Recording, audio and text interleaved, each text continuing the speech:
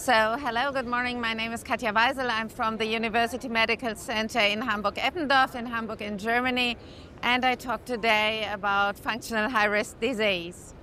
So what is functional high-risk myeloma disease? So we call functional high-risk when patients relapse in between 1 year to 18 months after initiation of first-line treatment. And we know historically that patients who experience this early relapse have an impaired prognosis and do respond with a lower probability to the conventional treatment options. So how many patients are that? We know from registry data of several study groups or corporations that about 15 to 25% of patients are at functional high risk. And the historical overall survival was described between 18 and 32 months. However, first of all, to improve prognosis, we have to ask the question, which patient is probably functional high risk? And we know that in this patient group, they're accumulating patients with the so-called high-risk cytogenetic disease. So having a primary diagnosis, the high-risk cytogenetic features indicating a more aggressive disease course. And the International Myeloma Society most recently revised the criteria for high-risk cytogenetic disease. This was published this year, and it's important to use this definition when patients nowadays are diagnosed from multiple myeloma. And to prevent early relapse, it's crucial that patients receive from the beginning an optimized treatment approaches.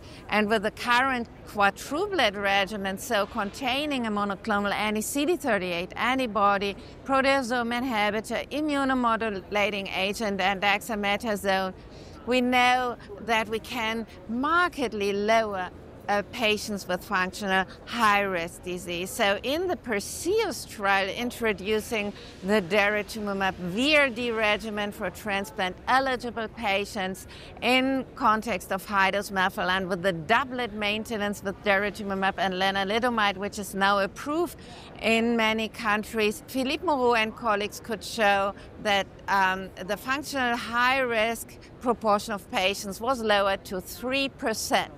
And also for transplant non-eligible patients in the IMROS trial introducing the isatuximab VRd regimen for the upfront treatment of elderly patients, the proportion of functional high risk was reduced to less than 10%.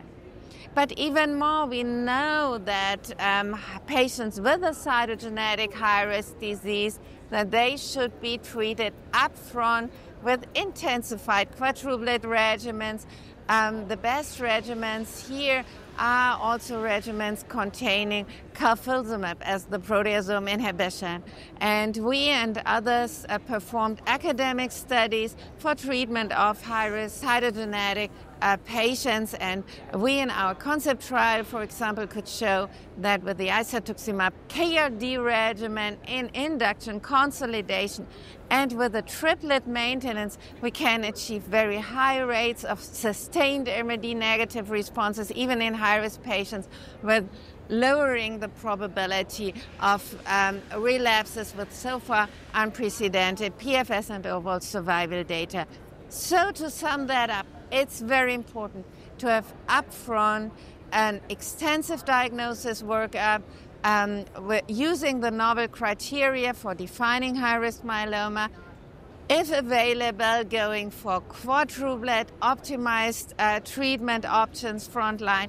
This lowers the probability of functional high-risk disease. But if it happens, we have also effective treatment options. The best data for functional high-risk patients were generated with CAR T-cell treatments, so with cilta-cel available and approved in many countries from first relapse on, and ide-cel in many countries approved from second relapse on.